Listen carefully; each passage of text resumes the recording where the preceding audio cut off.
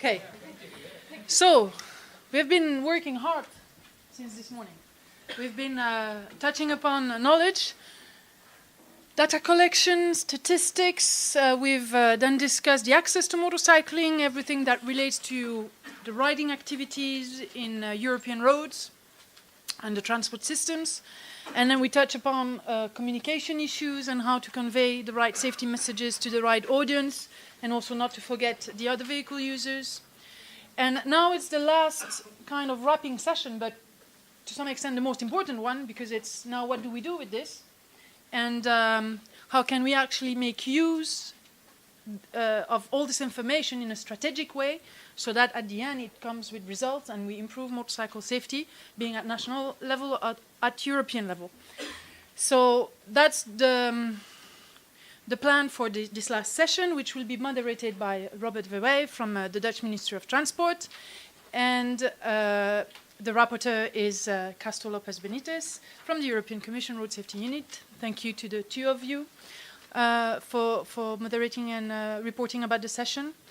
And as for previous session, I'm just going to go over the main outcomes from the projects so that we can start the discussion and launch the discussions. So here we're touching upon all the deliverables, because it's the implementation of all the information. Reminder of what the experts in 2008 said.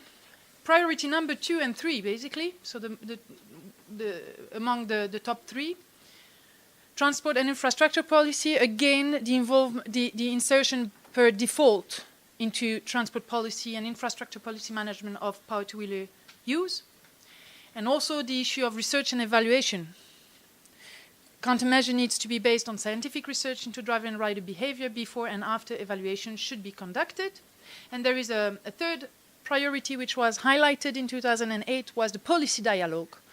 To enable communication and build mutual confidence, meetings between motorcycle stakeholders and policymakers, road authorities, by fora, councils like this one, should be established in order to exchange views, discuss needs, secure the necessary financing resources for the safety countermeasures. Now, what we did in this, for this deliverable is we picked up all the available national strategies.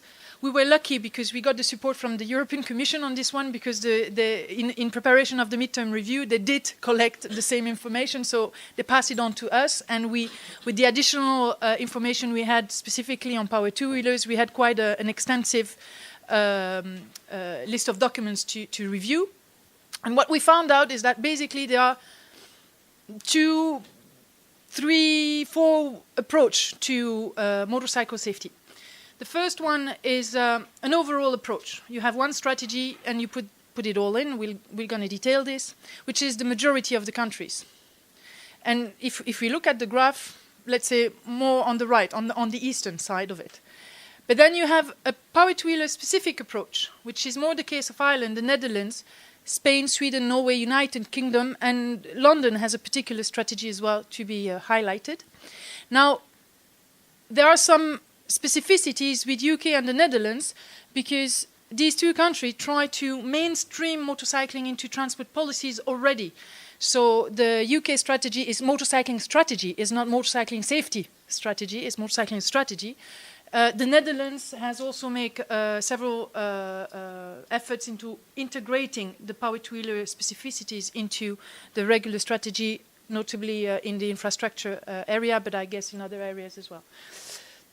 And then there is a third way, which is France. No strategy at all, but a kind of platform where the different issues are being discussed with the different stakeholders. I'm coming back to the issue of platform, because this might actually answer a few of the questions. Now, if we look at those who have an overall approach, some of them have a specific section for power two-wheelers, which is the case of Portugal, Slovakia, Germany, and Austria. And some others have power two-wheelers included in all sections, Norway, Switzerland, Ireland. And some have a detailed action plan and evaluation process. We could identify Slovakia and Austria. Now, discussing with member states and with the different stakeholders, we found out that the overall approach had some strength and some weaknesses. Among the strength, there was the possibility to mainstream motorcycling as part of the overall transport management and safety strategies, and also to take advantage of the overall assessment process and action plans for all vehicles. Among the weaknesses is that being part of the overall approach, well, there was often a lack of specific consideration of PTW characteristics in most cases, a lack of specific measures targeting PTW specific needs. The number of specific measures were quite limited because there was let's say, a global budget and global means. Over-representation of enforcement measures. We can discuss about the reason why this is it. And PTWs were often not considered as vulnerable road users as such. But now, the specific approach, was specifically focusing on motorcycle safety. We saw the countries. And the common problems that these approaches highlight is the high fatality rate, the issue of speed, conspicuity, so the issue of black spot and visibility of the power two-wheeler as vulnerable road user, and risk behavior, drink driving, gender factor, age factor, riding experience, etc., and infrastructure. These were common in all of them. And among the measures these specific approach put forward was improvement with regard to training quality, Ireland, Sweden, UK, the Netherlands, and Spain. Research on protective equipment, research on helmets, Ireland and Sweden. Awareness campaigns, Ireland, Sweden, UK, the Netherlands and Spain. Enforcement measures, Ireland, Spain, Sweden. Some research with regard to car use, impact on PTW safety, specifically in Ireland and the UK. On motorcycles conspicuity, it's rather Ireland and the Netherlands. And on ABS, Ireland, Sweden, and Spain. While on infrastructure, there was a strong focus on guardrails in Ireland, Sweden, and Spain, and on road safety assessment and standards in Ireland, Sweden, and Spain as well.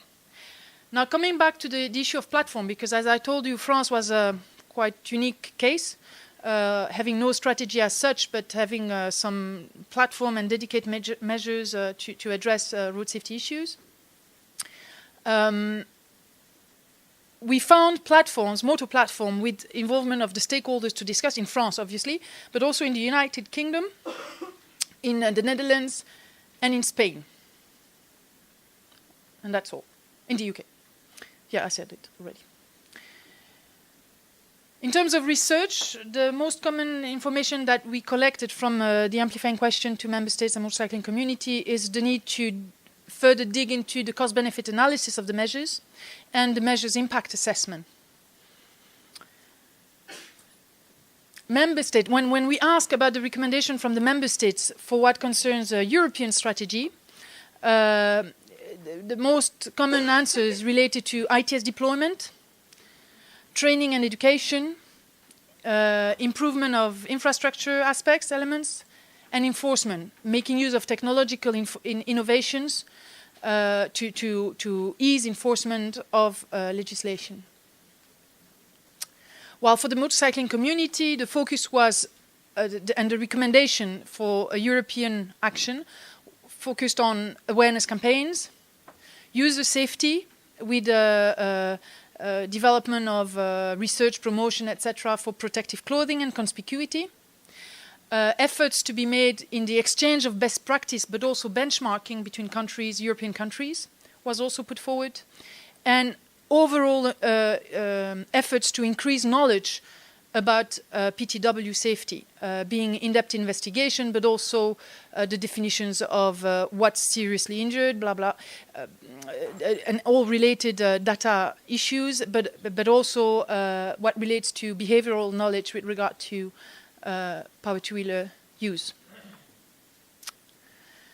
Another set of recommendations from the motorcycling community for European action to further build on the relation with the motorcycling community and try to make further use of the expertise that the community can provide in better understanding the causes and the solutions. Harmonization in some areas, like national strategy possibly, but also collection of best practices. And ITS also making sure that power two-wheelers are not left aside, let's say, of ITS deployment and the solutions that can be put forward to improve safety. At this stage, and in order to feed the debate, because at the end of the day, the recommendation that the project will have in April aims at being useful for the European Commission, the midterm review and the coming policies, but also at national level. So I thought it was maybe relevant to remind you and the participants here about the road safety communication, which was adopted in 2010, and the safety areas, which included education and training improvement, safer road infrastructure, improve emergency and post-injury services, protect vulnerable road users, including motorcyclists, increase enforcement by means of vehicle technology, harmonization and strengthening of roadworthiness testing and roadside checks, and promote the use of modern technology, active and passive safety ITS. This, if you dig into the measures and not the measures, but the recommendations from the Commission, you get into the details for what concerns power two-wheelers. I withdrew what relates to the vehicles, because as I said, the purpose of the project was not to dig into the vehicle elements.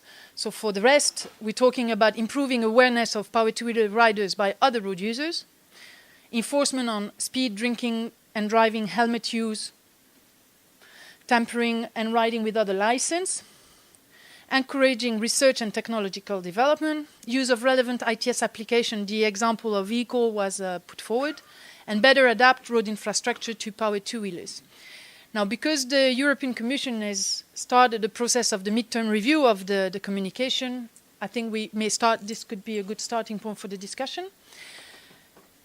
With the same objective, I also wanted to remind you about the comments made by the Parliament, the European Parliament in that time, when the communication was released in 2010, which I thought was interesting for the discussion. The need to improve indicators and data, the need to include greater attention to PTW's visibility in car driving lessons, so that's in line with the objective of the Commission, designing road infrastructure and equipment with power two-wheelers in mind, which is in line, and replacing existing dangerous guardrail for motorcycling. Similarly, I also thought this was interesting to come. This was the result of the public consultation that was made prior to the communication from the Commission, with recommendation from all stakeholders at that time, again about guardrail, but also safety impact assessment of land use planning and road infrastructure, the issue of training and trainers, and the lack of accident definitions, integration of safety into the other field, lack of data and research, already also pointed out. So with this, basically, I would like to pass it on to Robert with 3 questions that may be useful for the discussion.